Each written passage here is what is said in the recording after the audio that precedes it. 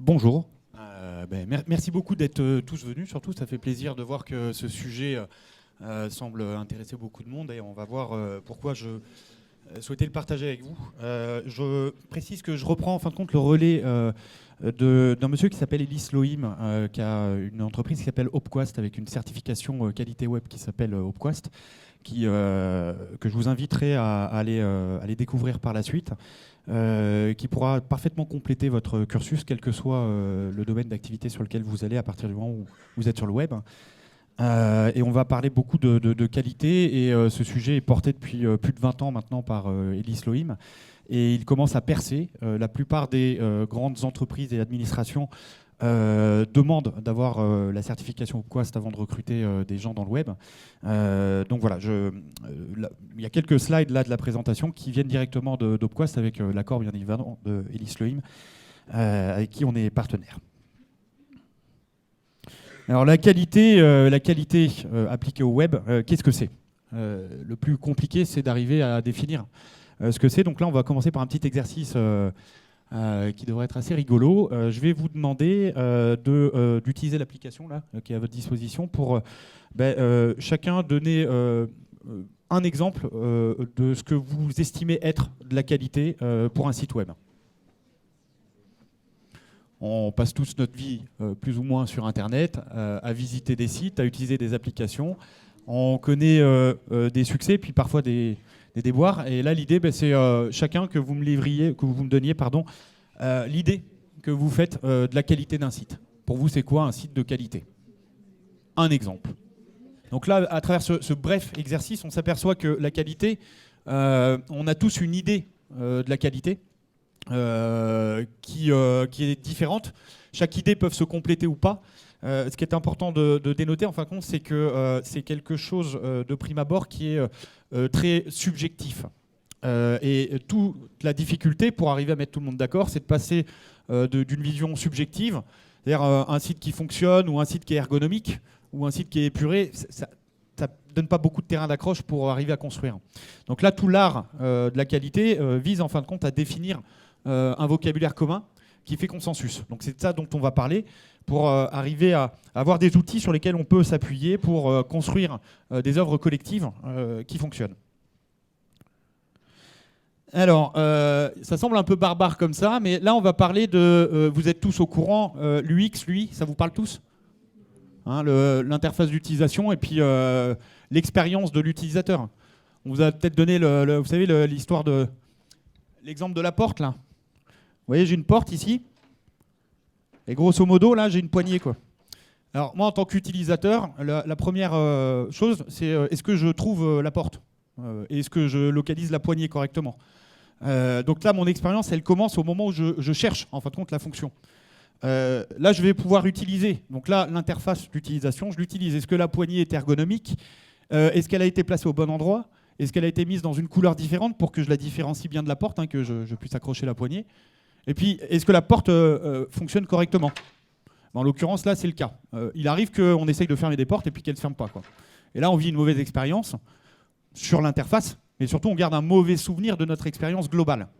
Et c'est ça qu'il faut avoir et comprendre, en fin de compte, quand on parle de qualité web. Derrière tous les métiers que vous allez exercer, y a des utilisateurs. Et les utilisateurs, c'est vous, c'est nous, c'est nos parents, c'est nos grands-pères, nos grands frères, etc. Le web, c'était un petit peu du luxe ou un truc de geek il y a de ça quelques années. Demain, vous allez avoir des missions qui vont consister à mettre en place des services parfois obligatoires, parfois étatiques. Et si l'utilisateur ne peut pas exploiter les services correctement, ça crée beaucoup de dégâts. On a aujourd'hui une crise de confiance majeure sur la monnaie. C'est pour ça qu'on a des crypto-monnaies qui arrivent. On a une crise de confiance majeure sur la presse. C'est pour ça que des gens vont sur Facebook plutôt que d'écouter Mediapart, par exemple. On a une crise de confiance sur la technologie. On crée des distances. On crée aussi des nouveaux formes de handicap, en fin de compte. Hein. Des sites qui mettent trop longtemps à charger, qui devraient être obligatoires pour payer ses impôts, par exemple, pourraient créer de gros soucis dans des campagnes où on n'a pas encore d'ADSL, par exemple. Donc il faut avoir conscience de tout ça, parce qu'avec les métiers que vous allez exercer demain, vous allez avoir un rôle stratégique pour le développement de la société et au-delà de ça. On va parler de civilisationnel. Alors notre utilisateur, dans un premier temps, qu'est-ce qu'il veut? Il veut pouvoir trouver une information. Quand il va se rendre sur le web, on parle vous savez, du fameux référencement, mais on va y revenir un tout petit peu plus loin. Il veut trouver l'information. Une fois qu'il a trouvé l'information, il arrive sur une interface. Il faut que cette interface soit utilisable le plus simplement possible. En tant qu'utilisateur, les gens de l'UX, je pense, vont commencer à effleurer et même creuser très sérieusement ces sujets.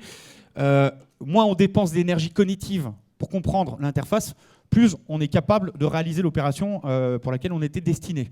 Donc la recherche d'effets waouh, de trucs qui clignotent dans tous les sens, etc., on s'aperçoit que ça détourne l'attention de l'utilisateur et qu'on a des taux de transformation qui baissent. Et on le mesure de plus en plus. Ensuite, notre utilisateur, il veut un site qui fonctionne correctement. Il ne veut pas tomber sur des erreurs 500, des erreurs serveurs, il ne veut pas tomber sur des 404, désolé, la page n'existe pas. Il ne veut pas que la page mette 15 secondes à se charger, parce que sinon il va voir autre chose. Et avant toute chose, il vient chercher des contenus. Il vient chercher de l'information. Le web, c'est rien d'autre que de l'information.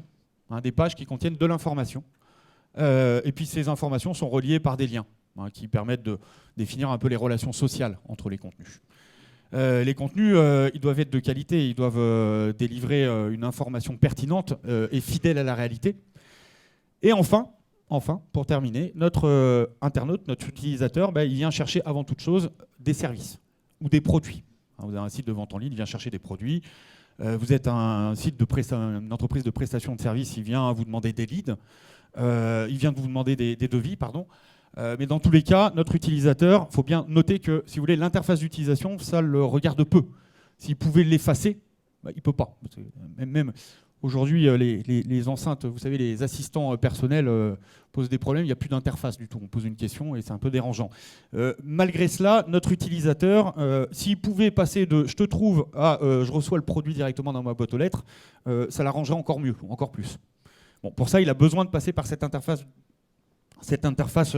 utilisateur. Alors, vous avez le droit de m'arrêter à n'importe quel moment, de poser des questions. Ça doit être dynamique.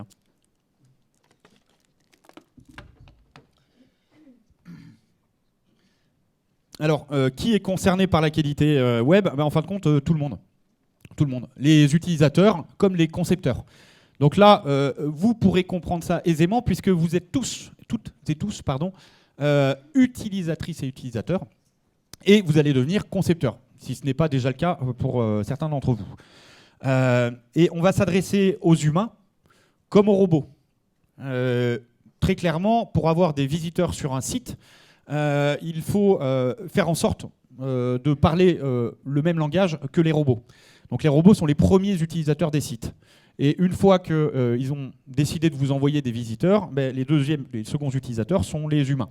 Donc on ne peut pas aujourd'hui décorréler l'expérience utilisateur entre l'humain et le robot.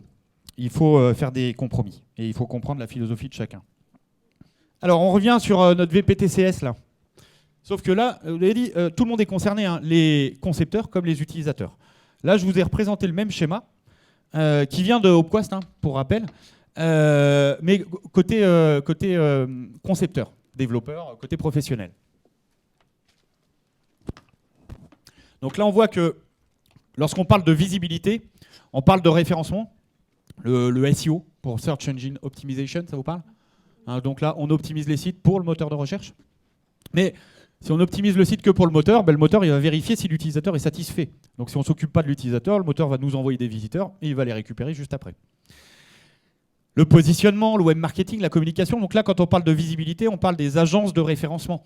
Mais on parle aussi des agences web qui se positionnent là-dessus. Et maintenant, même les SS2I commencent à en parler. La perception. On parle d'ergonomie, du UX design, d'accessibilité, de web design, de navigation. Là, c'est le boulot des UX designers. Alors très clairement, c'est un nouveau métier, l'UX design. Pendant des années, on a eu beaucoup de graphistes qui n'avaient pas vraiment de conscience des contraintes, en fin de compte, dans lesquelles il fallait s'inscrire avec le web. Et depuis l'avènement du design adaptatif, du responsive design, on a les contraintes qui ont considérablement augmenté. On s'est aperçu qu'on ne pouvait pas faire ce qu'on voulait. Et depuis l'évolution des sciences cognitives, on s'aperçoit aussi qu'en matière de captation de l'attention, il ne faut pas faire n'importe quoi. Il y a des règles à respecter. Donc là, c'est le boulot, encore une fois, des agences web. Mais est-ce que c'est les agences web, les agences de référencement? C'est très nébuleux, hein, tout ça. La technique, la sécurité. Ah oui, et ça, c'est un boulot. Les agences web ne sont pas très spécialisées en général en sécurité. Il y a des boîtes spécialisées dans la sécurité.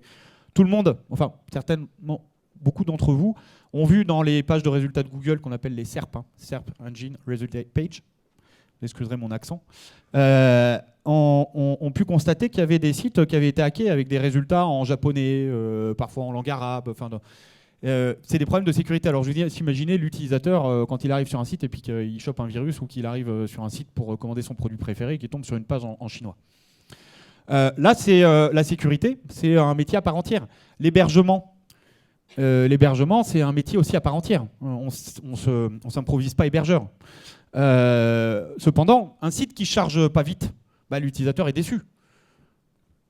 Barack Obama, je crois, il avait passé son temps de chargement de 5 secondes à 3 secondes. Il a multiplié par je ne sais plus combien les dons pendant sa campagne électorale.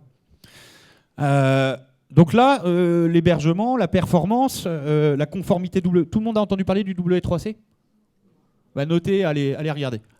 Hein, c'est l'histoire. Tim Berners-Lee, l'invention du web en 93, le World Wide Web Consortium qui vise à promouvoir la compatibilité des technologies.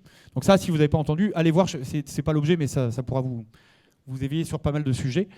Dans tous les cas, lorsque un spécialiste en charge de l'acquisition de trafic et du suivi des résultats observe que le temps de chargement n'est pas bon, est-ce qu'il s'agit en fin de compte d'hébergement? Est-ce qu'il s'agit de web, de référencement?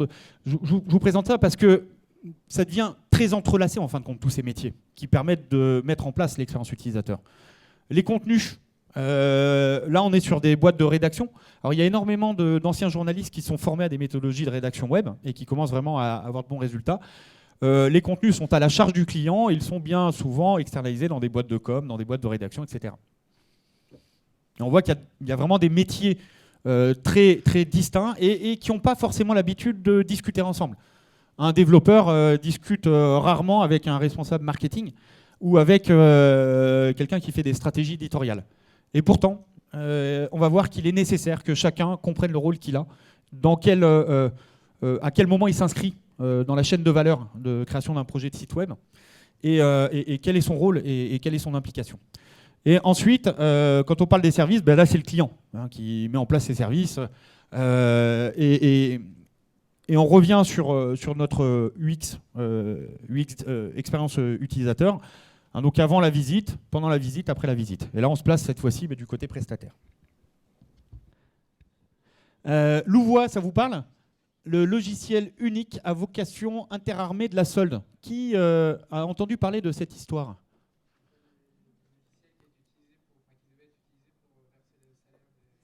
C'est ça, c'est ça. Donc là, on observe un coût de non-qualité. Donc la qualité, ça ne se calcule pas en retour sur investissement. Hein. Si je ne le fais pas, qu'est-ce que ça va me coûter, quoi. En coût de non-qualité, on est estimé à 150 à 200 millions d'euros. Mais surtout, on a eu, vous voyez, pendant 7 ans, des individus qui n'ont pas reçu la récompense juste. Ils ont travaillé, ils n'ont pas eu la paye correcte qui correspondait. C'est-à-dire que ça se trouve, on avait quelqu'un qui recevait 20 centimes et puis son voisin qui recevait 20 000 euros pour des raisons de technologie défaillantes. Donc là, c'est difficile, je pense, d'imaginer les dégâts que ça a pu causer sur le plan intellectuel, sur le plan psychologique, de ces gens qui n'ont pas reçu leur paye convenablement. Et ça, c'est encore plus dur à mesurer. Alors maintenant, il faut être comment dire, il faut être très humble, et il faut pas trop jeter la pierre. Là, c'est un site que j'ai réalisé il y a une dizaine d'années. À l'époque, je ne savais même pas ce que ça voulait dire la qualité web, bien que Elis Lohim porte le sujet déjà depuis quelques années auparavant.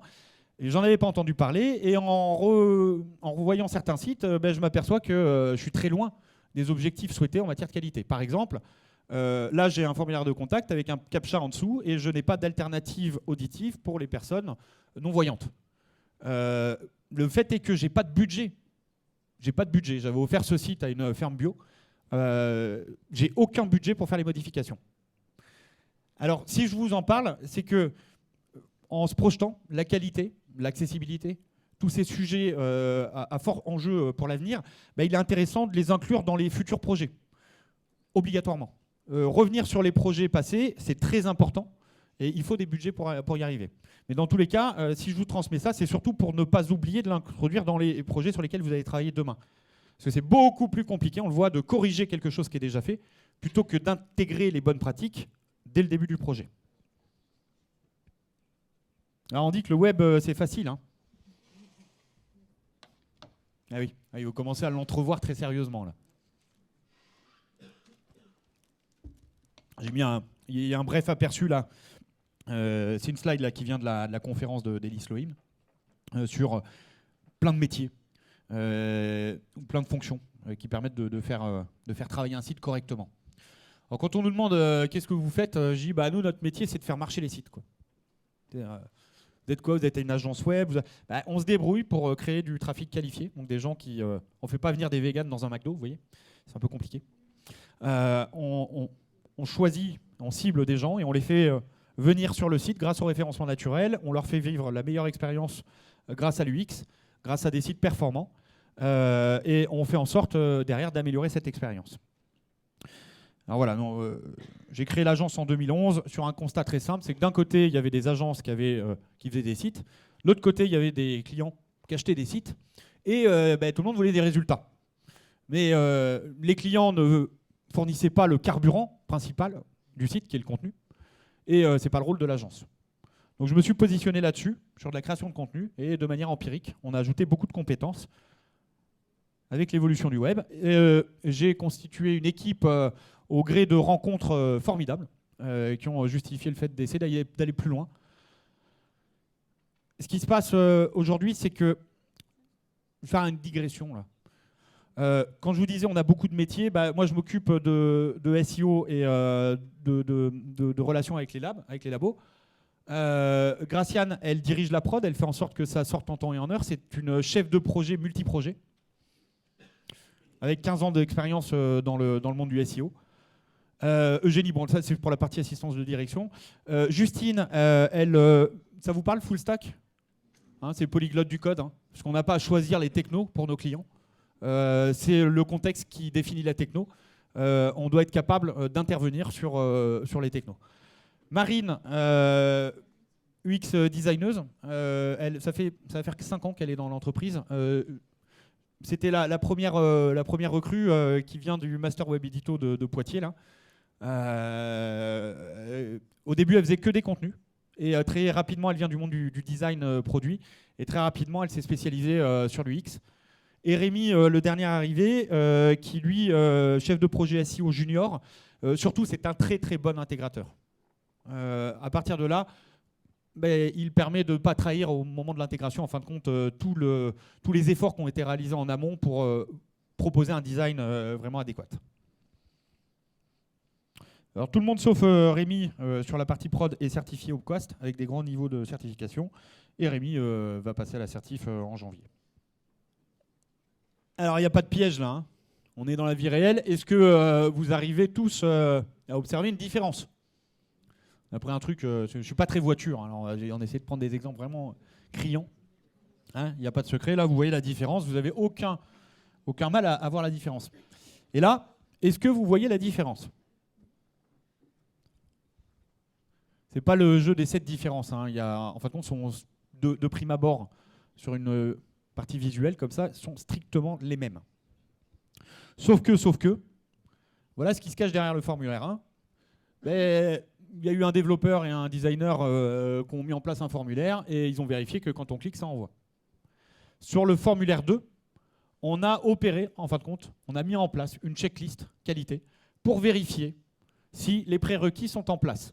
Et cette checklist qualité, elle provient de cas d'usage. Elle ne tombe pas du ciel. Chaque demande d'information fait l'objet d'un accusé de réception.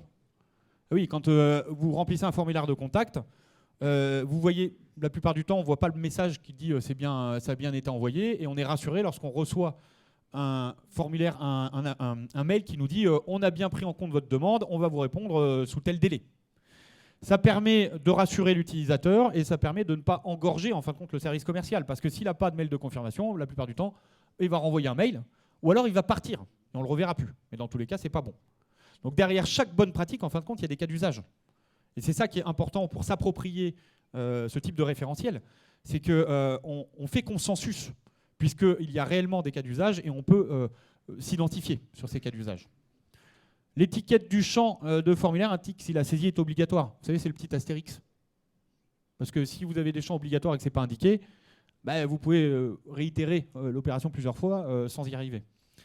L'étiquette de chaque champ de formulaire indique le cas échéant quel format de saisie doit être respecté. Vous savez, c'est pour les dates. Parce que vous rentrez vos dates et il y a un format de saisie qui est défini, ce qui arrive souvent quand on veut faire du traitement automatique des bases de données derrière. Si on n'indique pas le format de saisie, bah pareil, on va créer beaucoup de déceptions côté utilisateur.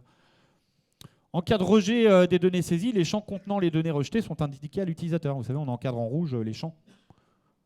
Ça vous parle? Bon, ça paraît, si vous voulez, ça paraît un peu béni oui-oui, un peu bateau. Mais dans tous les cas, c'est vraiment des problèmes qu'on rencontre très très régulièrement lorsqu'on audite les sites. Et on s'aperçoit finalement que ça pourrait être réglé si au bon moment de la conception, on avait pensé à appliquer cette liste pour faire notre recettage.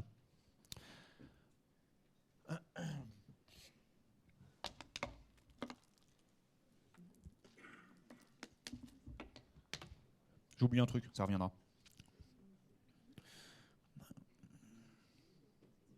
Ah oui, ça y est, ça me revient. J'ai pris comme exemple le formulaire de contact. Alors on a des checklists pour chaque étape en fin de compte de la conception du site et pour chaque type de fonctionnalité importante.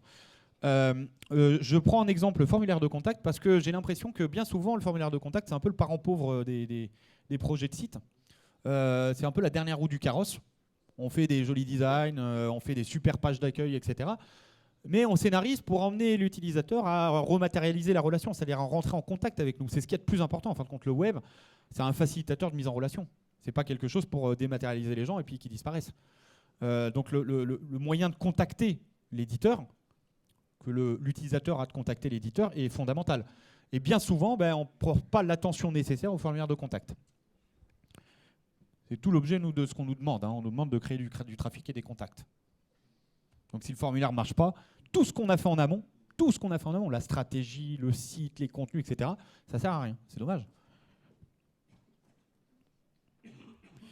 Alors voilà, je vous en ai parlé un petit peu là, je vous ai montré un morceau de checklist, mais vous avez le référentiel qualité web Opquast qui est en licence libre. Ça parle à tout le monde, le libre? Donc voilà, en tout cas, ce qui est très important, c'est qu'aujourd'hui, vous avez un référentiel qui s'appelle Opquast, qui est libre, c'est-à-dire que vous pouvez l'utiliser, l'exploiter autant que vous le souhaitez, sans le payer. Ce qui est payant, c'est l'assertif. Je vous laisserai, je ne suis pas là pour faire la pub non plus d'Opquast, mais là, vous avez accès à l'ensemble des référentiels et vous pouvez vous y référer. Vous pouvez aller voir les bonnes pratiques et vous appuyer sur ces éléments pour mettre en place des checklists qualité quand vous allez gérer des projets web. Déjà, tout de suite, là, n'attendez pas d'être dans le monde professionnel. Hein.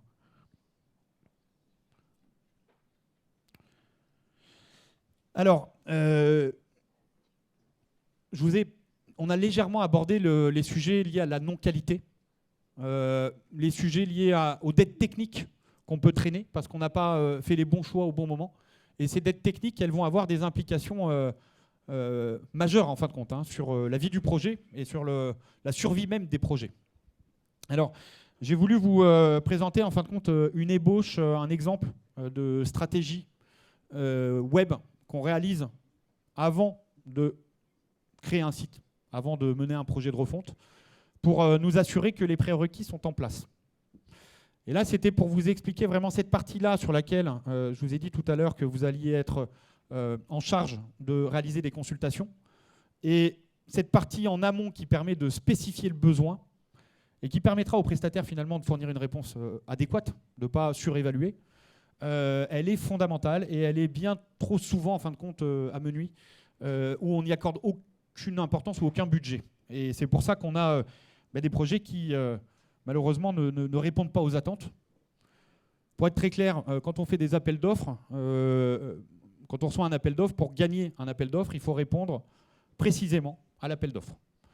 Et quand l'expression de besoin détenue dans l'appel d'offres ne correspond pas à la réalité, eh bien, pour gagner l'appel d'offres, on est obligé de répondre à ce qui est demandé, même si on sait que ce n'est pas ça qu'il faut répondre. Et ensuite, ce qui se passe, c'est qu'en fin de projet, le projet est livré et le client va dire bah, oui, mais effectivement, ça ne colle pas exactement à ce qu'on pensait. Ah oui, mais on a répondu à votre demande. Le fait est que la demande n'était pas bien exprimée. Et là, le prestataire dit bah, écoutez, c'est pas grave, on va corriger, on va faire des avenants. Alors, généralement, c'est très intéressant financièrement pour l'entreprise, le prestataire. Le problème, c'est que s'il y a des sujets qu'on n'a pas bien évalués en amont, on va traîner des dettes techniques qui vont faire qu'il n'y a aucun avenant qui pourront corriger le problème. Et donc, le projet, il va à la poubelle. Et là, ça crée de grands, grands soucis. Alors, on dit, voilà, c'est notre méthodologie, mais en réalité, ce n'est pas notre méthodologie. C'est une méthodologie de gestion de projet qui est à peu près établie dans les entreprises qui mènent des projets efficaces, quoi, hein, clairement. Alors, la première étape d'un projet, c'est le conseil. Alors, on commence toujours par se poser un petit peu de questions avec le client, essayer de comprendre si on s'est compris, si on parle le même langage et si on poursuit, si on a compris les objectifs et s'ils sont cohérents. Ensuite, on mène une étude sectorielle. Je pense que certains d'entre vous, en tout cas sur le Masertic, pour être intervenus ces dernières années, je sais que vous creusez pas mal le sujet. Donc l'étude sectorielle, on va plonger dedans là tout à l'heure. C'est finalement à qui je m'adresse, quoi. Quelles sont mes cibles, quels sont mes utilisateurs, qu'est-ce qu'ils attendent. Et à partir du moment où je connais mes utilisateurs, je peux définir quels sont les confrères, les concurrents que je vais rencontrer, qui vont se positionner sur le chemin de mes utilisateurs. Et là, je vais pouvoir, en les analysant, déterminer si je les attaque en frontal, ou s'ils sont trop gros, si je les contourne, ou si je fais des partenariats. Plein de possibilités. Bonjour Sylvain. Une fois que j'ai compris le contexte, que j'ai analysé l'existant, je suis capable de définir une stratégie. Et dans ma stratégie, qu'est-ce que je vais mettre ? Je vais mettre les moyens qui seront nécessaires pour atteindre les objectifs. Hein. On définit les objectifs, les moyens. Et à partir du moment où j'ai... alors je ne suis même pas encore dans les moyens, je suis dans les besoins. Dans la stratégie, c'est qu'est-ce que mes utilisateurs attendent. Hein. Et une fois que j'ai bien compris ce qu'ils attendaient, je vais pouvoir faire des spécifications techniques et fonctionnelles. Et ça n'est qu'à partir du moment où j'ai fait ces spécifications que je suis capable de faire un cahier des charges.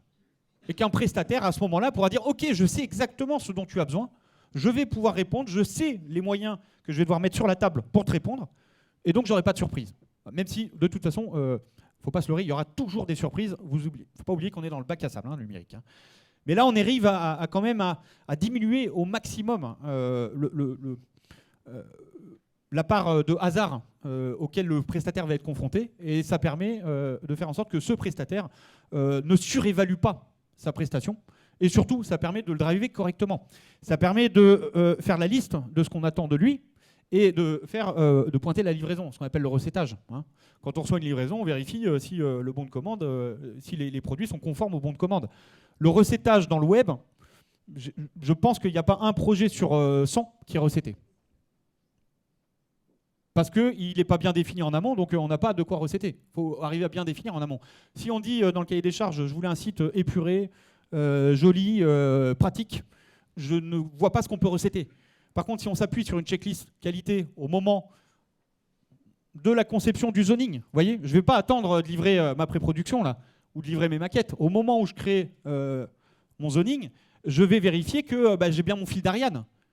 Parce que si mon designer me fait mes maquettes et qu'il oublie le fil d'Ariane et qu'il doit remodifier toutes ces maquettes, c'est coûteux. Mais pire encore, si je ne vérifie pas au moment des maquettes, si je ne fais pas ma checklist qualité au moment des maquettes pour vérifier que tous mes prérequis sont là, et que j'attends la mise en pré-production, là c'est trop tard. La maquette c'est un BAT, c'est un bon à tirer comme dans l'imprimerie.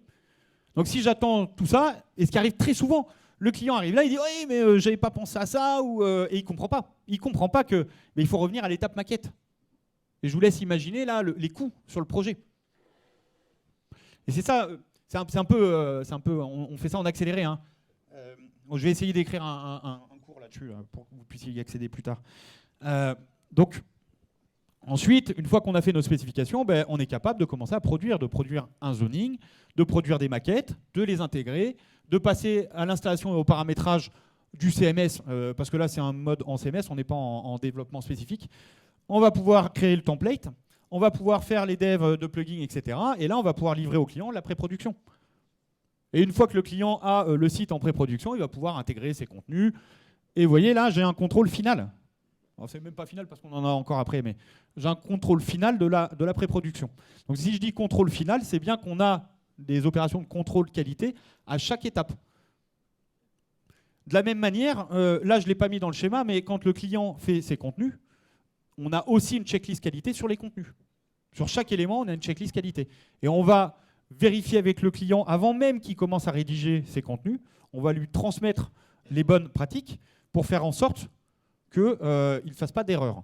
Un exemple très simple, hein, c'est notre utilisateur, on lui fait le meilleur site le plus performant du monde, et il nous met des images à 10 mégas. Et là, pas de peau, quoi. L'image elle est jolie, mais elle ne charge pas, quoi. La page ne charge pas.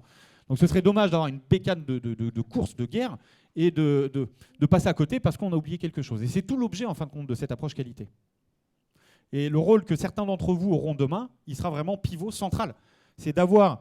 la qualité, c'est pas être un expert dans l'ensemble des domaines. C'est de travailler avec les experts et dire, attendez, moi je suis généraliste, hein, je ne suis pas un chirurgien du rachis ou je ne sais quoi, mais là, la base, elle n'est pas en place. Donc on ne va pas partir sur du SEO, sur du X ou je ne sais pas quoi, alors qu'aujourd'hui, la base n'est pas en place.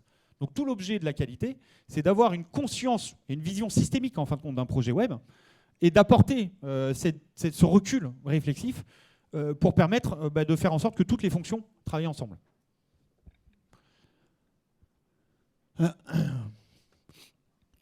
Alors,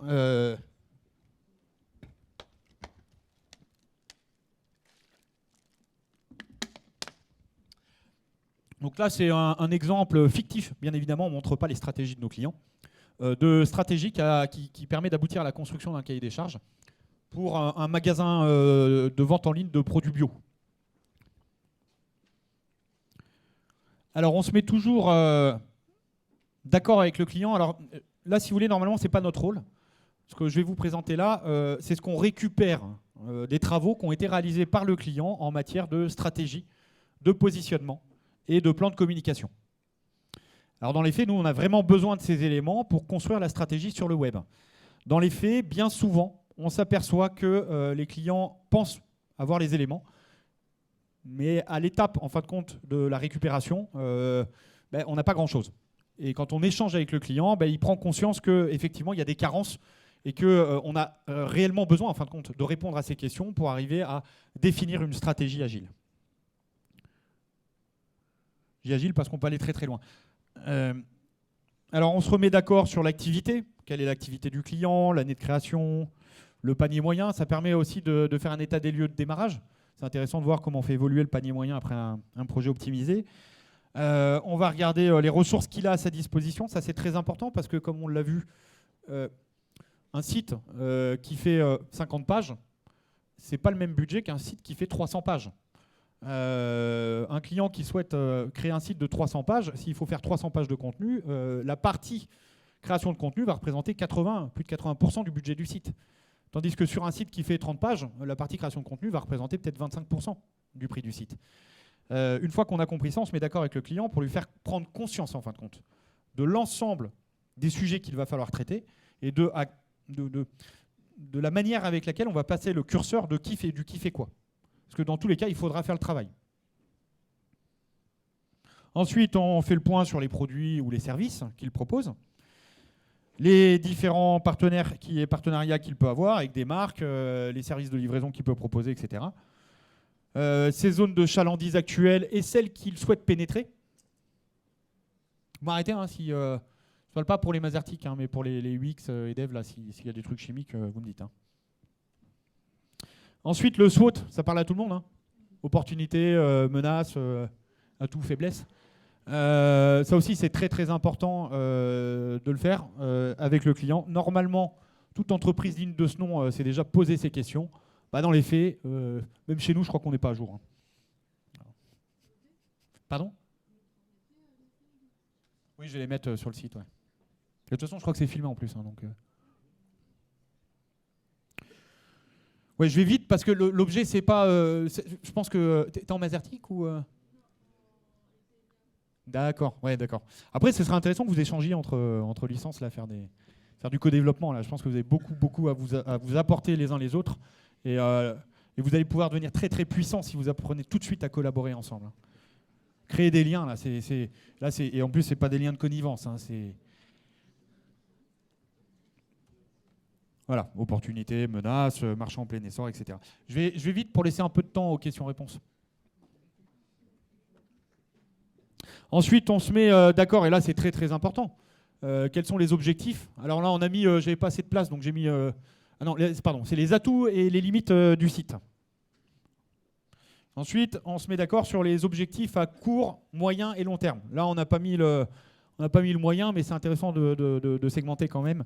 Le référencement, en règle générale, c'est quelque chose, c'est une activité qui a une inertie assez importante. Donc, il faut fixer quand on crée un site, quand on met en place un site, faut mettre en place des objectifs à court, moyen et long terme, que ce soit en matière de trafic, mais en matière de taux de satisfaction des utilisateurs. Il y a plein d'éléments que vous pouvez mesurer avec des solutions de web analyse comme Matomo. Matomo, ça va? Je ne vais pas parler de Google Analytics, hein, parce que Google Analytics ne respecte pas le RGPD. C'est une petite parenthèse, là, vers un petit cadeau. Là. Google Analytics ne respecte pas, c'est aussi de la qualité. Hein. C'est-à-dire qu'il ne faut pas trahir en fin de compte la confiance de nos utilisateurs. Lorsque vous utilisez Google Analytics, comme ça ne respecte pas le RGPD, vous êtes obligé de demander le consentement de l'utilisateur pour respecter la loi. Ce qui veut dire que quand votre utilisateur arrive sur le site, normalement, Google Analytics ne doit pas être fonctionnel. Donc vous ne captez pas votre utilisateur. Vous devez attendre qu'il accepte. C'est pour ça qu'il y a des sites comme celui que je vous ai montré tout à l'heure qui vous poussent de manière peu scrupuleuse à accepter les cookies malgré tout. Eh bien, on a observé sur certains sites qu'on avait plus de 90% du trafic qui n'était plus capté. En respectant la loi, c'est pas qu'on n'a plus de visiteurs, c'est qu'on ne les voit plus. Ils disparaissent des radars quand on respecte la loi. Eh bien, il y a un outil de web analyse qui s'appelle Matomo, qui est préconisé par la CNIL, qui nécessite de faire quand même quelques réglages pour faire de l'anonymisation et pour ne plus avoir besoin du consentement de l'utilisateur lorsqu'on le traque. Et ça permet de récupérer la donnée et d'être dans la légalité. Pour aller voir sur notre site, là, Gracienco, le mécanisme. Bah, l'intérêt, là, au-delà d'être dans la déontologie et de respecter la loi, l'intérêt, c'est surtout qu'on peut faire du pilotage efficacement. Sinon, on est dans le brouillard. Si on veut respecter la loi, j'entends. Hein, on essaye de faire en sorte que nos clients respectent la loi. Vous serez pénalement responsable avec vos clients. Hein. Alors, je vous ai dit tout à l'heure, si on veut faire venir des gens sur un site, c'est intéressant de savoir à qui on s'adresse. Hein. Si vous faites venir des véganes dans un McDo, vous n'allez pas faire un gros chiffre d'affaires. Alors, on commence par se poser des questions sur les cibles. Alors là, je vais vous présenter un projet sur lequel on est en approche, entre guillemets, agile, c'est-à-dire qu'on n'avait pas des budgets pour faire des interviews utilisateurs, ce qui arrive dans la majorité des cas, hein, très clairement. Parce qu'en plus, des interviews sur 5 utilisateurs, ce n'est pas représentatif. Donc là, c'est pour ça qu'on parle d'agilité, hein, on est capable de, envers et malgré tout, se poser des questions qui permettent d'éluder pas mal de points qui pourraient être bloquants et surtout d'anticiper au maximum ce qui va se passer. Donc on est sur du bio, alors là on est sur une profession, on a ciblé en fin de compte plusieurs grandes typologies d'utilisateurs. C'est assez varié, c'est le principe du bio. Donc en résumé, on s'aperçoit qu'on a une cible extrêmement large, hein, 20-85 ans, avec des personnes, surtout les caractéristiques communes, c'est qu'elles sont soucieuses de leur santé et de l'environnement. C'était pas trop dur de construire ce truc-là. Hein. Mais ça ne me suffit pas. Comment je fais pour scénariser à partir de ça, quoi ? Donc là, on a dû se creuser un petit peu la tête en récupérant des données, en échangeant en brainstorming avec le client, en récupérant des données dans sa base de données, en épluchant les factures, en regardant un petit peu ce qui s'est passé, on a pu commencer à dresser en fin de compte des grands profils. C'est de plus en plus compliqué avec le RGPD, je précise. On a tracé des grands profils, mais des profils sur lesquels on a des éléments sur lesquels on peut s'appuyer. J'ai la profession intellectuelle, j'ai Claire qui a 42 ans, qui est enseignante à Bayonne, mariée, etc. Donc là, je peux faire de deux manières différentes. On n'est pas encore très sûr. Je pourrais faire des interviews après pour définir les caractéristiques communes, c'est-à-dire que je prends plein de professions enseignantes de stage là, etc. Et je leur pose plein de questions. Et dès que j'ai suffisamment de caractéristiques communes, je peux m'appuyer là-dessus pour faire l'expérience de Claire. Il y a une autre manière, c'est de commencer par les interviews. Et à partir des interviews, quand on a des profils caractéristiques, on peut construire les personas. Mais on est encore en train d'expérimenter le truc. Ce qui est sûr, c'est que là, j'ai des données sur lesquelles je peux me reposer pour commencer à fabriquer, en fin de compte, un profil type, un cliché d'utilisateur. Un cliché d'utilisateur sur lequel je vais avoir des clichés de besoins auxquels je vais pouvoir ou pas répondre. Ce n'est pas encore le sujet là. Le sujet, c'est de comprendre ce que Claire, elle attend, de quoi elle a besoin. Vous avez entendu parler de carte d'empathie, non? Voilà. Donc nous, quand on travaille sur des projets sur lesquels on récupère ça d'une agence de com, c'est le top, quoi. Et derrière, on ne lâche pas l'agence de com. On en connaît quelques-unes. Donc là, ça permet également pour le client de sortir de cette idée où on préempte régulièrement, en fin de compte, de ce que l'autre attend. On a l'impression que notre expérience est celle des autres. Et ce n'est jamais le cas, en fin de compte. Et c'est pour ça qu'on a des entreprises qui ont un énorme succès parce qu'un créateur a eu une idée pour lui et il se trouve que cette idée correspondait aux attentes de beaucoup de personnes. Mais ce n'est pas tout le temps le cas. C'est pour ça qu'on a énormément de startups qui se créent et qui s'effondrent à une vitesse impressionnante. C'est qu'on n'a pas réfléchi à ce que notre utilisateur attendait, quoi. Cette démarche permet de mieux comprendre, de mieux se projeter. Une fois que j'ai les besoins de mes utilisateurs, je vais pouvoir... vous avez entendu parler de story mapping? C'est pourquoi pour vous? Ça sert à quoi? Pardon? Planifier? Ok. Ordonnancer? C'est ça. Ordonnancer, parce que... alors, nous, on l'utilise d'une manière très simple, c'est que on va mettre à plat tous les besoins qui ont été détectés au moment où on a fait l'analyse des cibles et la construction des personas, ou les interviews. On va mettre à plat tous ces besoins et on va prioriser. On va dire, est-ce que ce besoin-là, il est vital ou pas? Je ne parle pas encore de fonctionnalité, je parle de besoin. Est-ce que ce besoin-là, il est vital pour mon utilisateur ou pas? Est-ce que c'est plutôt du luxe? Ou est-ce que c'est quelque chose, c'est du rêve? Et on va pouvoir comme ça ranger, en fin de compte, les besoins de nos utilisateurs et prioriser la manière dont on va ou pas leur répondre à ces besoins-là. Une fois que j'ai ces éléments, je vais pouvoir aussi faire le parcours de Claire. Dire, voilà, Claire, elle est partie d'une recherche de solutions depuis Google sur une requête plutôt informationnelle. Et elle arrive sur la page d'accueil, et là, elle va visiter le site, et elle est assez contente, donc elle décide de faire un premier achat, quoi. Bon, c'est un exemple très schématisé. Ce qui est très intéressant, c'est que là, j'ai récupéré, en fin de compte, à partir des besoins, des ébauches de mots-clés, d'expressions clés. Je sais à peu près qu'est-ce que Claire va rechercher. Et à partir de là, je vais pouvoir regarder qui se positionne sur le chemin de Claire. Je vais pouvoir déterminer qui sont les concurrents qui se positionnent sur le chemin de Claire et qui essayent de capter Claire. Ça va?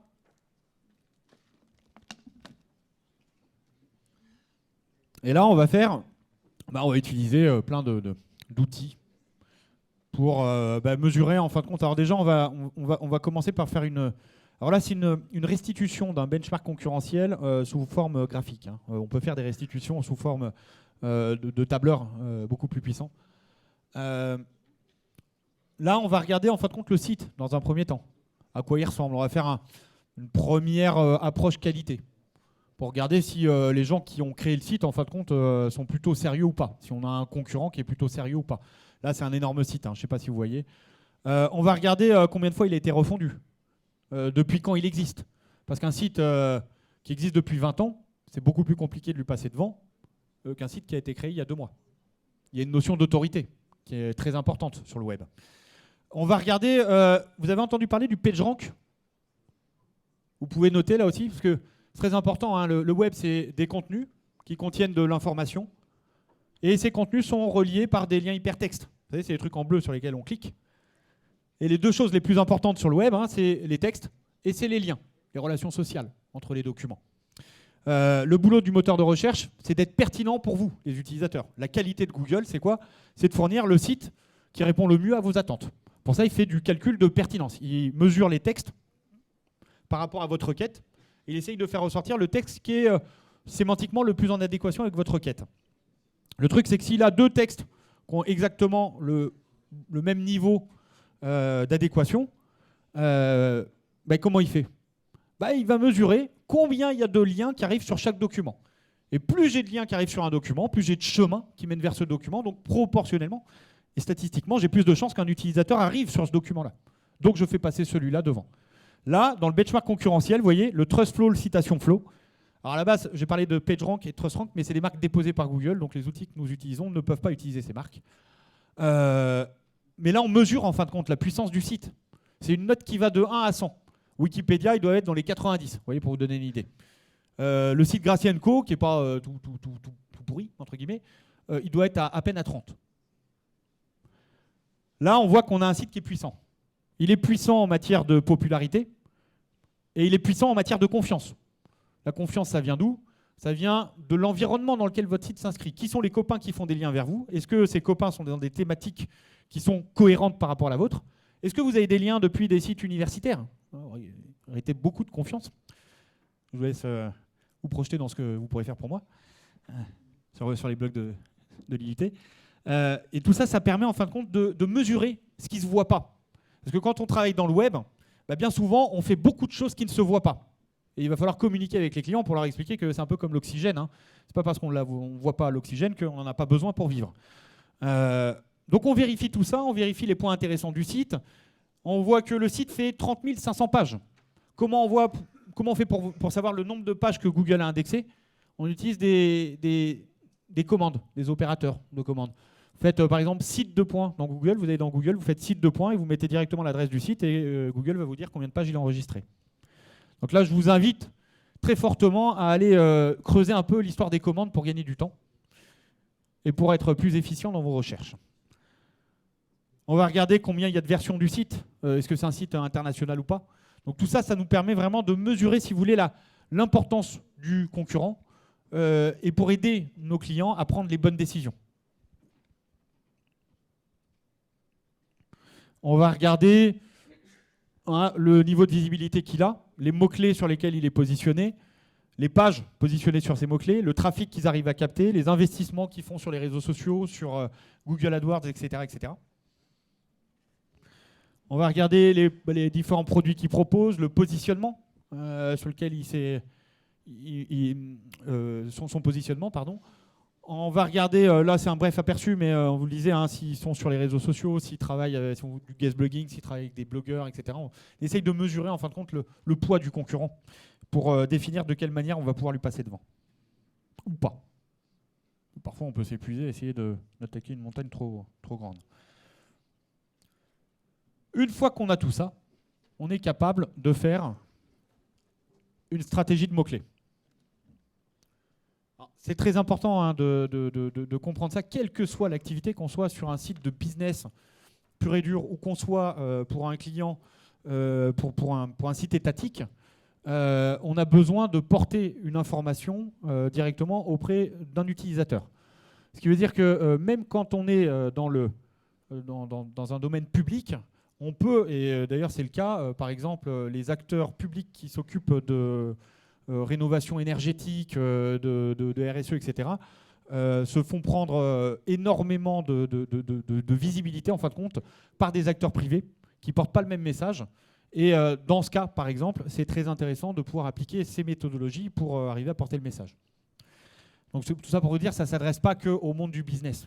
Le référencement, le fait de pouvoir porter ces contenus haut et fort, ça concerne absolument tous ceux qui ont besoin de dire quelque chose et d'être entendus, quoi.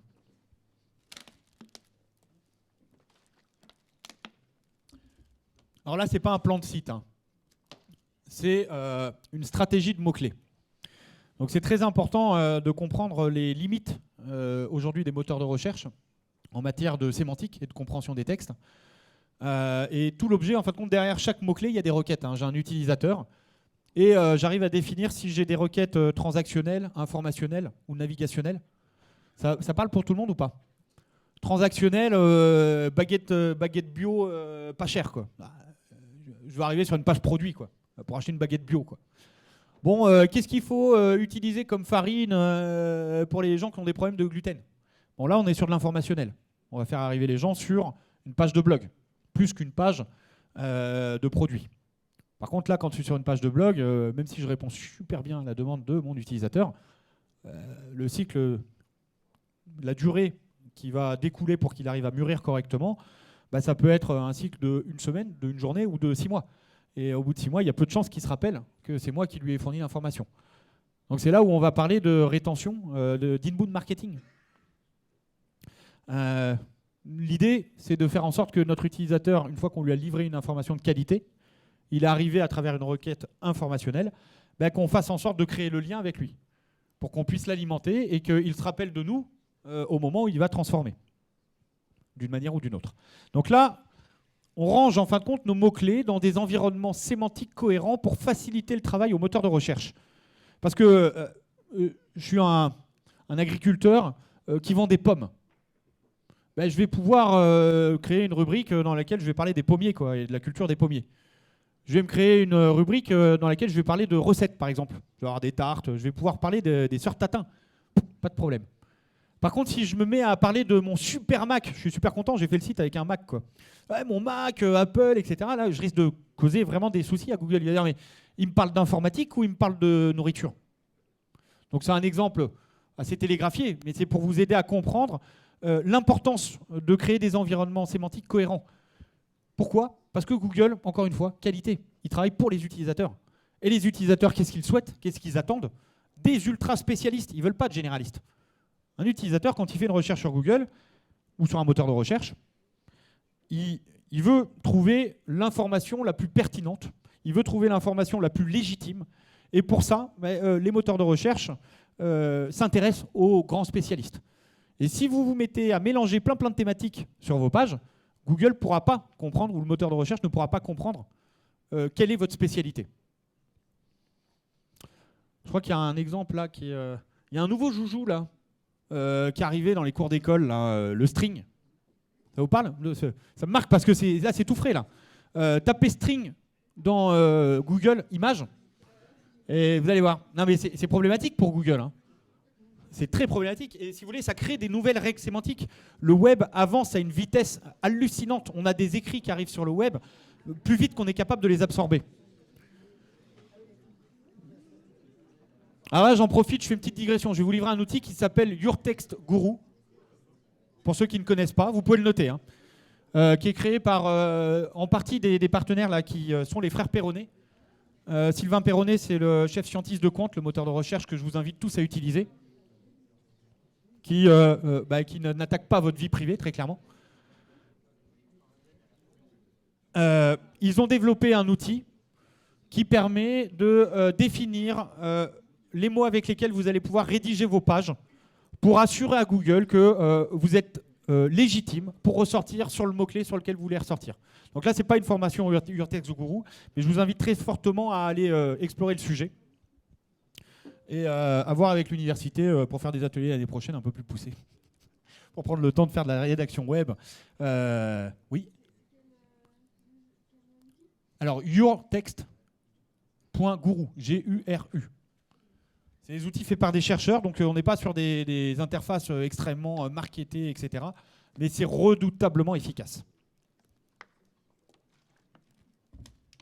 L'intérêt aussi, c'est que ça va vous permettre de comprendre les limites des classifications, des systèmes de classification prédiction, des algorithmes d'intelligence artificielle qui, à travers Parcoursup, vous disent ce que vous allez devenir, qui, à travers, quand vous allez prendre une assurance, de manière automatique, définissent le risque. Vous avez droit ou pas, ou on va vous faire payer tant ou tant. Les crédits, enfin, toute notre civilisation est en train d'être pilotée par ces algorithmes. Et si les données qu'on rentre dedans, une fois extrapolées, permettent d'avoir un niveau très précis d'appréciation de la situation, si les données elles sont biaisées, le niveau d'appréciation, il a beau être précis, il sera biaisé aussi. Donc là, une fois que j'ai rangé tous mes mots-clés dans des cocons, eh bien, je vais pouvoir faire des compromis, parce que je pense que vous l'avez compris, on parle de compromis depuis tout à l'heure. Le web, c'est un ensemble de compromis qu'il faut faire et qu'il faut être capable par la suite, quand on a fait nos choix, de justifier. Je fais mon plan du site. Là, j'arrive sur un plan du site. Et une fois que j'ai mon plan du site, je sais que je fais venir mes utilisateurs sur des pages de produits. Mais pour arriver sur des pages de produits, j'ai besoin d'une catégorie mère, éventuellement, peut-être d'une sous-catégorie.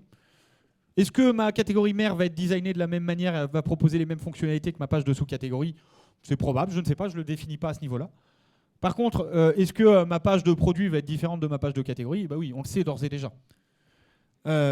J'ai fait mon story mapping, j'ai mes besoins, et je vais pouvoir par la suite, à partir de ça, définir quelles sont les fonctionnalités que je vais mettre en face, très précisément.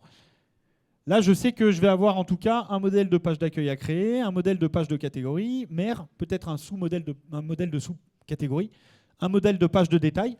Je sais que je vais avoir aussi la rubrique conseil parce que j'ai repéré que j'avais beaucoup de requêtes informationnelles et qu'il faut que j'y fasse attention à ces requêtes informationnelles. Parce que c'est ce qui va me permettre de renouveler ma clientèle et de la faire grossir, ou mes lecteurs, mes utilisateurs. Donc là, une page d'accueil de blog, entre guillemets, ou de rubrique conseil, est-ce que ça se design de la même manière qu'une page d'accueil de boutique en ligne? Non. Et là, si vous voulez, je vais savoir aussi que j'ai une page de catégorie d'actualité ou de conseil, et je vais avoir des pages de détail. Ensuite, je sais que je vais avoir des pages de contenu type, des pages de contenu plutôt institutionnel. Donc là, je vais pouvoir travailler avec le concepteur. Donc vous voyez, sur l'ensemble des étapes que je vous ai présentées tout à l'heure pour faire en sorte qu'un site fonctionne, là, on vient de voir seulement 2 étapes. Mais une fois que j'ai fait ça, là, je peux passer à l'étape de spécification fonctionnelle et dire, voilà, sur chaque page, voilà les besoins de mes utilisateurs, je vais retranscrire ces besoins en fonctionnalité. Et à partir du moment où j'ai mes spécifications, eh bien là, je peux vous faire un devis. Sinon, le problème, c'est que quand on nous demande des devis, on s'arrête à l'étape conseil. Comment est-ce que, vous avez vu le taf qui se cache derrière, ça, il y a du boulot quand même. Comment est-ce que je peux, raisonnablement, offrir ça au client? Je ne peux pas. Si le client ne le fait pas, il ne l'aura pas. Et c'est ce qui se passe partout. Et c'est pour ça que je suis venu ici, pour vous transmettre ça, pour que vous ayez conscience de ça, et on vous aidera. Et vous avez le référentiel Opquast, qui vous permet aussi de vous appuyer sur quelque chose qui fait consensus, qui est reconnu au niveau national et même au-delà, pour être capable d'emmener, en fin de compte, les décideurs et les financeurs dans le besoin impérial de réfléchir un tout petit peu en amont pour être sûr d'avoir un projet qui va coller au minimum aux attentes. Minimum. Parce que si on ne fait pas ça, il ne collera pas du tout aux attentes, dans tous les cas.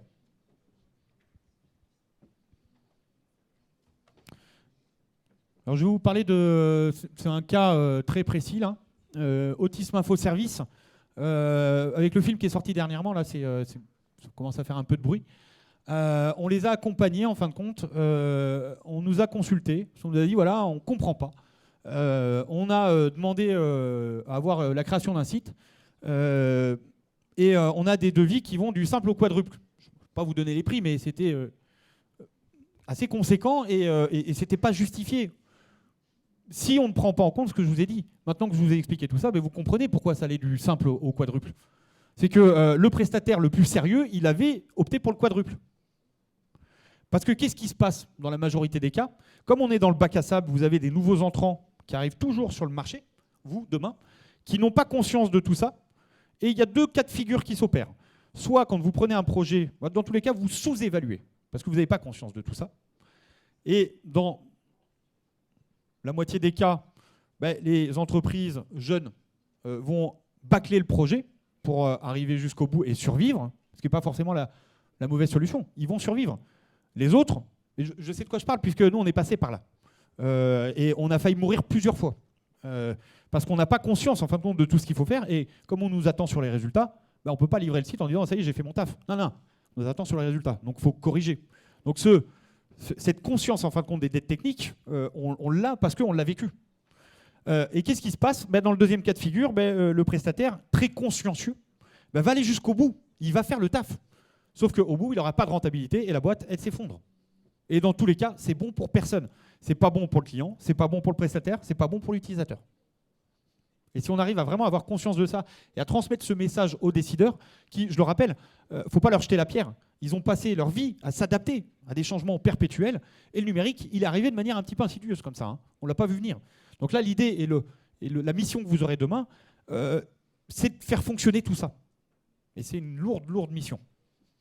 Alors, ce qui s'est passé, c'est qu'on a fait ce travail. Et là, on avait des budgets pour les interviews. On a pu faire les interviews, etc. Et on a fait un cahier des charges précis. Et on a permis, en fin de compte, aux prestataires de répondre. Et ça nous a permis, comme on avait un cahier des charges précis, d'avoir un niveau de dépouillement très précis, de pondérer les réponses de la bonne manière. Et on a pu trouver le bon prestataire et réduire, en fin de compte, pour répondre à la même demande, mais qui était bien aux mêmes besoins, mais avec une demande bien spécifiée, on a pu obtenir le projet avec 50% de réduction de l'ensemble du coût du projet, en prenant un peu le temps de réfléchir en amont. Et je ne parle pas des coûts de non-qualité liés à un site qui fonctionnerait mal au niveau utilisateur. Je parle simplement du coût du projet. Voilà ce que la qualité, ça permet d'amener. Et la stratégie. C'est intimement lié. Voilà, je crois que... Je sais pas si ça laisse du temps pour les questions.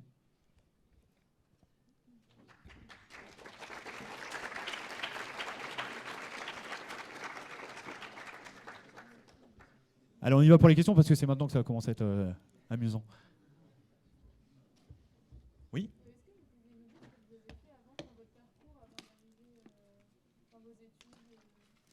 Un cursus très autodidacte.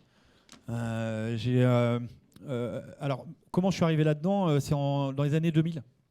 À l'époque, j'étais commercial dans la techno, dans le monde grand système et dans l'informatique pour les banques. Et je faisais beaucoup de prospection avec des cahiers où j'écrivais à la main, etc.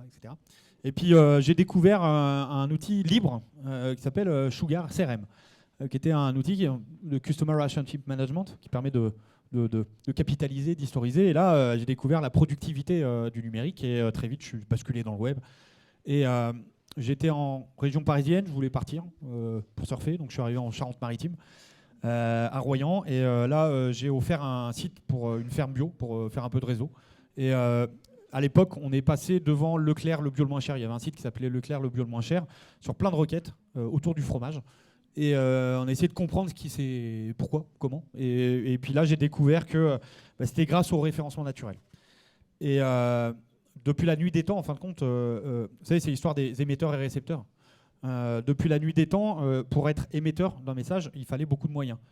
Et là, du jour au lendemain, le web, avec un tout petit peu d'huile de coude et d'intelligence, permet, grâce au référencement, de porter son message, mais très très largement, sans avoir des moyens conséquents. Donc de changer un petit peu l'équilibre des relations entre les diseurs et les récepteurs. Enfin, et puis au-delà de ça, entre les sachants et les apprenants. Enfin, voilà, c'est cette conscience de ça qui m'a emmené à aller dans ce domaine. Maintenant, pour être très clair, ce qui m'interpelle aussi, c'est l'usage du web. 60%, je crois, du web, c'est du streaming. Je ne sais pas si vous avez entendu parler de cette histoire-là, le clip Gangnam Style, le visionnage du clip, l'équivalent d'une centrale nucléaire pendant un an, enfin de quelle taille, je ne sais pas, c'est à vérifier, mais ça interpelle. Et quand on sait qu'on a des chaînes comme Squeezie, qui doit être super, hein, mais c'est 12 millions d'abonnés, qu'on a Science Étonnante, qui est une chaîne formidable qui permet de transmettre beaucoup de connaissances. Et c'est cette capacité qu'on aura ou pas à acquérir cette connaissance pour s'émanciper tous et trouver des solutions pour demain, qui pourra peut-être permettre de changer les choses. Par contre, je pense qu'on n'a plus beaucoup de temps, et si ce laps de temps qui nous reste, on l'utilise à regarder des vidéos qui sont extrêmement énergivores, voilà. Il y a plein de questions qu'il faudra se poser, c'est pas l'objet de la conf là, mais je pense qu'avec la qualité, on doit parler d'éco-conception aussi. du fait que le web, ça consomme énormément d'énergie et que ça peut permettre de transmettre de la connaissance et de s'émanciper, comme ça peut se permettre de nous rendre tous esclaves. Et là, on doit vraiment avoir une vision là-dessus. C'était pas l'objet de la conf, je suis désolé.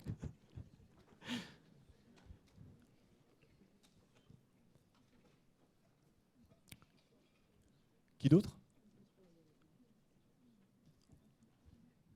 Oui.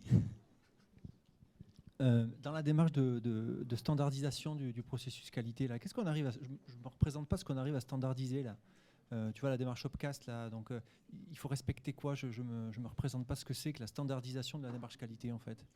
Alors la manière de la mettre en œuvre ou Ouais, c'est-à-dire pour avoir un label qui dit je fais de la qualité. Qu'est-ce qu'il faut faire? C'est tout ce que tu as présenté, étape par étape. Alors il y a une certification en ligne. En ligne qu'il faut passer avec une formation qu'il est possible aussi de suivre. C'est une formation de 2 jours, hein, c'est très court. Alors quand on est dans le web et qu'on a une approche qualité, c'est très simple. Quand on fait preuve de bon sens, finalement, c'est pas très compliqué, hein, très clairement. Il faut soit prendre la formation en ligne. Alors je crois qu'ils font des sacrés prix pour l'université. Pour info, c'est 180 € la certif, mais pour les étudiants, c'est pas du tout le cas. Faudrait voir avec Ellie le sujet. Mais voilà, c'est un peu de révision. C'est un bouquin qu'il est intéressant d'acquérir quand même. Parce que c'est un outil de travail qu'on doit avoir vraiment à disposition. Parce que une fois qu'on l'a certif, si on ne l'applique pas au jour le jour, la qualité, ça reste quelque chose de conceptuel, quoi. Ça devient très réaliste dès qu'on l'utilise. L'ensemble des bonnes pratiques, en fin de compte, est basé sur, comme on le disait tout à l'heure, hein, sur des règles qui font consensus et qui correspondent à des cas d'usage réels. Donc le fait de les comprendre et de les transmettre est finalement quelque chose d'assez aisé à partir du moment où on a le référentiel sous les yeux, quoi. Mais si tu prends un prestataire qui a ce label-là, c'est un gage vraiment de sérieux, ouais, on peut dire ça? Alors je pense que si déjà c'est le principe d'une certif, donc c'est un gage autant que toute certif. Par contre, le gage, c'est que vous ayez tous conscience et connaissance de ce que vous attendez et que vous puissiez vérifier que le prestataire que vous avez engagé et qui a l'assertif est bien en adéquation avec ce qu'il a promis. Mais voilà, les labels n'empêchent pas la vigilance. C'est comme quand tu vas acheter du bio. C'est intéressant d'aller à la ferme pour vérifier comment les mecs travaillent. Voilà, je pense que la qualité, c'est pas un produit, hein, c'est un état d'esprit. C'est une manière de penser.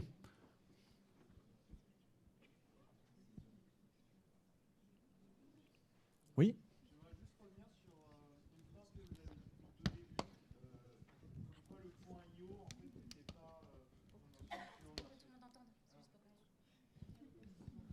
Super.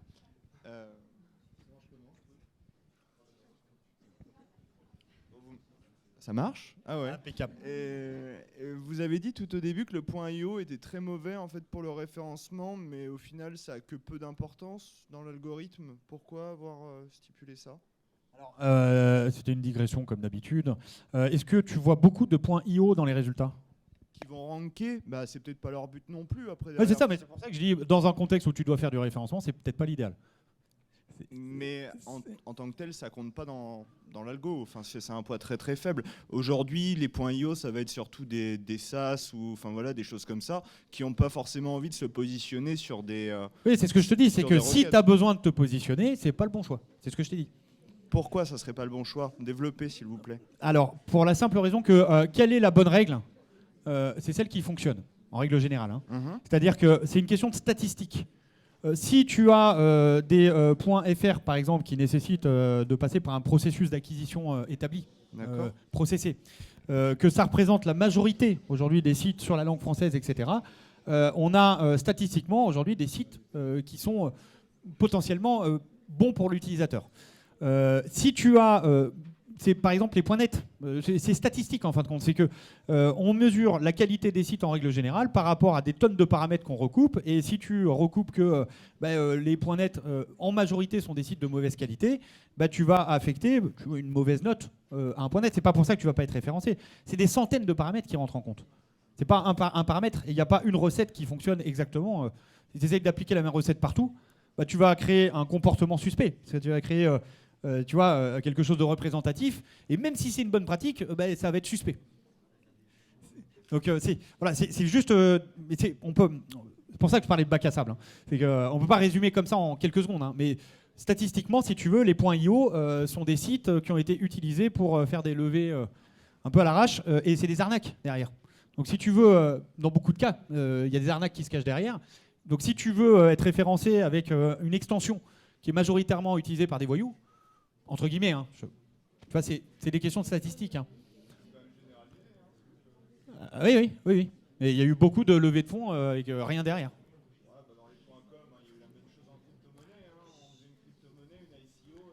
C'est ça. Mais si tu veux, l'idée, c'est pas de. Si on pourra en reparler, mais je rentre pas dans les débats comme ça d'experts, on parlait de qualité. L'idée, c'est pas de. Simplement, je te disais que si tu veux. C'était très simple ce que je t'ai dit. Si tu veux être référencé, t'évites de prendre ça. Voilà.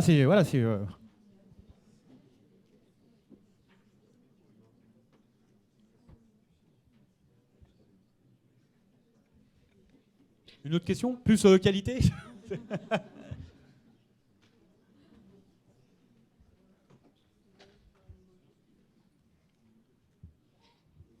J'ai tenu les délais. On est à combien de temps? Pardon? 2 minutes il reste? 2 minutes sur le... Ah bah c'est pas mal. Hein. Je crois qu'il y a... il y a quelques années, j'avais fait un petit décalage de 2-3 heures, je crois. Un petit dérapage. Eh bien, je vous remercie à toutes et à tous. C'était un très bon moment.